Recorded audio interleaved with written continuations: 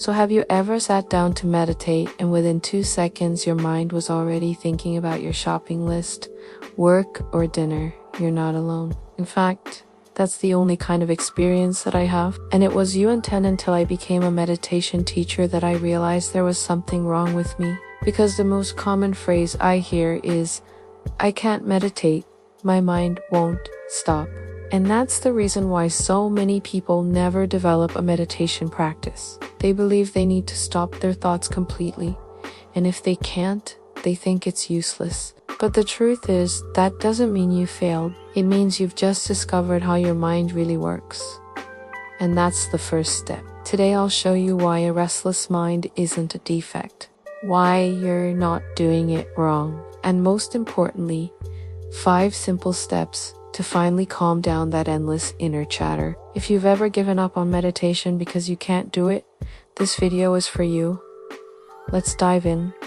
Now let's look at reality. What happens when you sit down to meditate? Most likely, your body feels tense, your eyes want to close, or maybe you just get bored. These reactions are completely natural. Your body and mind don't know what you're doing. They just feel uncomfortable, so your tendency is to stop the meditation because it feels bad. But the truth is, this feeling is exactly what meditation is about. Facing discomfort, we tend to avoid feelings of boredom, restlessness, or tension. But these feelings are the bridge between where you are and where you want to be. You can't reach deep inner peace without experiencing the discomfort of sitting with your chaotic mind. The good news is that any type of meditation counts. As long as you're observing the present moment with some level of stillness, you're meditating. Now let's talk about why your mind feels so restless when you try to meditate. Let's pretend your mind is a dog. Dogs love running and chasing things. Trying to keep them still is pointless. Instead, you could play fetch or hide and seek. Those activities allow the dog to run, yet they can be done almost anywhere, even indoors. Your mind works the same way. To tame your restless mind, you need to redirect its energy, not eliminate it. Now I'm going to share with you a different definition of meditation. I believe meditation is the art of directing the mind to wherever you want it to go. It's the ability to choose which thoughts you pay attention to. The second part is important. You're not trying to stop thinking. You're choosing which thoughts to follow and which to ignore. Before I share the 5 steps to redirect your mind, let me share an experiment. Next time you sit down to meditate, pay attention to the following: the sensations in your body, the sounds around you, your breath, your emotions, and any thoughts that appear. You may be surprised to realize that your mind is constantly jumping between these elements. And when you notice that you're distracted, simply return your attention to your breath. By doing this, you're redirecting your mind. Now let's move to the 5 steps. Step 1.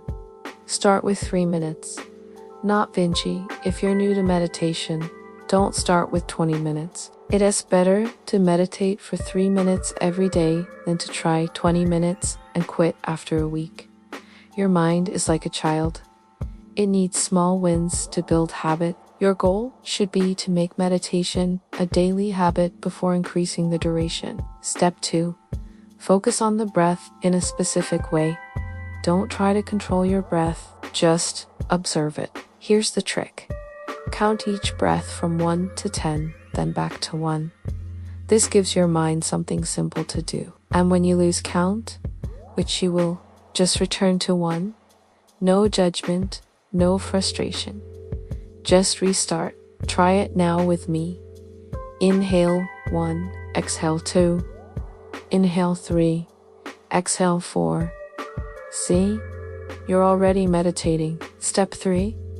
Use the noting technique. When a thought appears, and it will, don't fight it. Just label it mentally. Thought, then return to your breath. Work issue, thought. Dinner plans, thought. Memory from the past, thought. You're not eliminating thoughts. You're creating space between you and them. Becoming the observer, not the prisoner. Step 4. Pick a consistent time and place. Your mind loves predictability. Choose the same place and time daily. Morning, evening, lunch, break. Whatever works. It doesn't need to be special. A chair, a quiet corner, even public transport if needed. Regularity matters more than location. Step 5.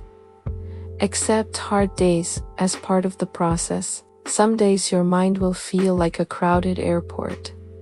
That's normal. There's no such thing as bad meditation, just sessions with more or fewer distractions. Both count.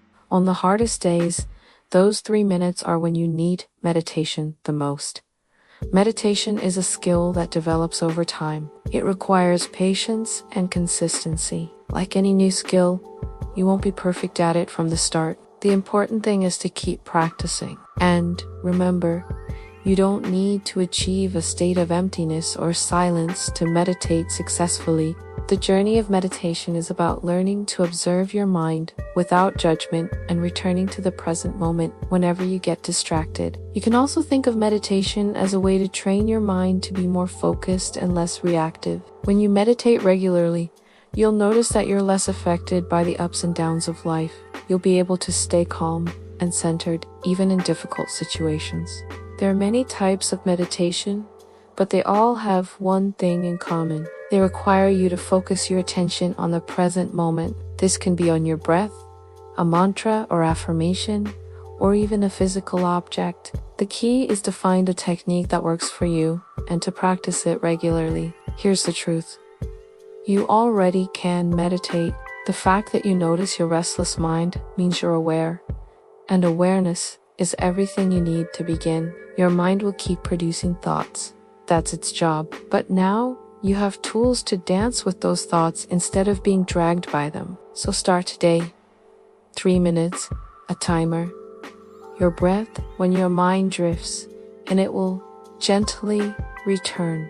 No criticism, no judgment. With the same patience you'd give a child learning to walk. You don't need a perfect mind to meditate.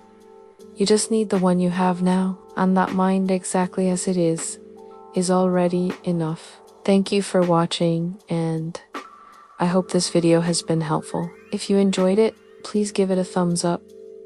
And don't forget to subscribe for more content. Have a wonderful day. Bye.